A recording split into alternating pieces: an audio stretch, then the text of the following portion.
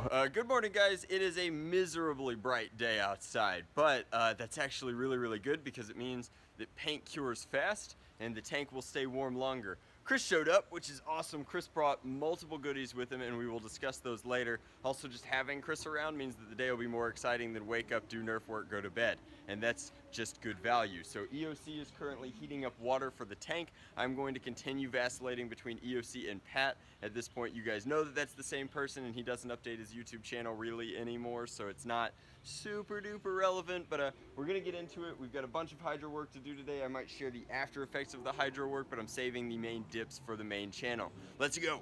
All right, so like I said, I can't show you the actual effects, but we just began. This is the film soaking. I like to give my films a little bit of time to soak. Chris is actually holding the mystery piece, and we're gonna go. Just enough time today before we head off to lunch with Chris to pick up some packages. So we have 3 packages at the UPS store, which is awesome. I have no idea what they're going to be. I think one might be a full project in a box that somebody kind of passed off on me, but that'll be a dedicated video down the line.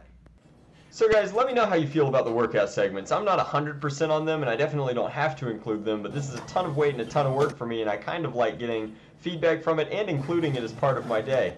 I half-repped one of those, darn. Alrighty, so Will and I are done at the gym. Are the daily vlogs getting boring yet?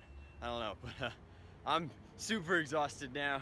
That's what happens when you start your day with a ton of work and emails and hydrographics, and then you go immediately into the gym. So we're gonna grab some food real quick to literally cool off. I like the Frosties at Wendy's, they're all right. And it's in walking distance, so we're gonna do that. And then Will just recently moved. Congratulations, Will, on your massive success. But also, like, so we get to check out Will's new place, which is super cool. Hopefully he can build a range in the backyard, and his dead truck is away from there, so we're actually helping him move that. So I get a quick chance here, since Will isn't in the car on the way to his new place, to share a little bit of wisdom with you guys without making it mushy, and hopefully you guys will permit me to share a little bit of wisdom, and I hope that you will, because you're watching my vlog channel. So I guess this is an old one from my papuli, and he said, take care of the people who don't keep score. And if you're really young watching my channel, and there's a chance that you are, because a lot of my audience is, it might not make a ton of sense yet, but the older you get, the more that saying will make sense, I guess, or that advice will make sense, and it's served me very well, and Will is one of those people. So let's go fix a truck in the dark in the middle of who knows where, Georgia. Adventure and moving begins in Will's old place, and not to be cruel or anything, but I'm glad that Will is leaving bachelor pad in the weird place. And where are we, Winder or Wonder? Yeah, Winder, Georgia. But this is his, I don't know, you can call it vintage at this point. His vintage F-150 from 91, so I guess it's 25, that's a quarter of a century. That's vintage for an automobile. Hilariously, we also have to transport his Century dude who looks like we killed him and laid him out in the back here, and then a little bit of his porch furniture. But once we get all that squared away, we can check out Will's new place, which hopefully suits him better. The thing that I'm worried about is inside the F-150 here. Nope. I don't know where the latch is. This is a huge engine block. 302. 302? 302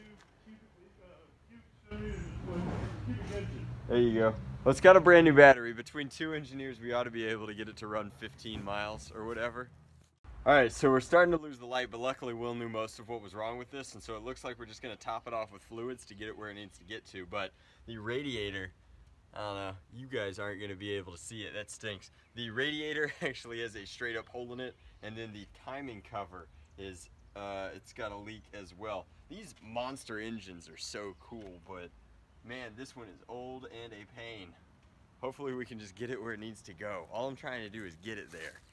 So not only did the truck make it, but Will bought a really nice house. It's like a house on a hill. You're literally living the American dream. You need a wife and a dog now. I don't think he can hear me, which is good. Wow.